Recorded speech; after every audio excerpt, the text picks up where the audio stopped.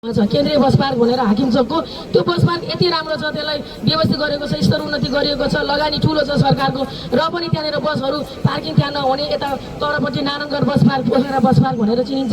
त्यो बस पार्कमा चाहिँ दुईवटा बस पार्क एउटा पालिकाभित्र, त्यो बाहेक पनि साना साना बस पार्कहरू देवघाट क्षेत्र लगायतका ठाउँहरूमा पनि सानातिना बस पार्कहरू अरू पनि छन्। यी सबै ठाउँहरू खाली हुने, जहिले पनि सडकमा यत्रतत्र सवारी साधनहरू पार्किङ गर्दाखेरि हाम्रो सहरको सौन्दर्यतालाई पनि कुरूप बनाइराखेको छ, अस्तव्यस्त देखिएको छ। र ती सवारी साधनहरू पार्किङ गर्दाखेरि त्यहाँ यात्रा गर्ने यात्रुहरूले फोहोरहरू त्यहीँनिर चाहिँ अलिकता विसर्जन गर्ने हुँदाखेरि एकदमै फोहोर मैला पनि त्यस्तै खालको देखिने यो क्षेत्र, बजार क्षेत्र, खास गरेर पुल्चोक क्षेत्र, यो 24 कोटी क्षेत्रमा एकदम समस्याको रूपमा रहेको छ।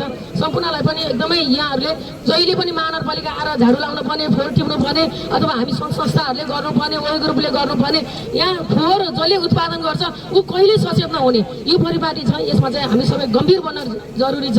हामी विनम्र अनुरोध गर्न चाहन्छौँ स्थानीयवासीहरूलाई, फोहोर सकेसम्म फोहोर नगरेपछि त हामी फोहोर बढार्दै हिँड्न पर्ने छैन।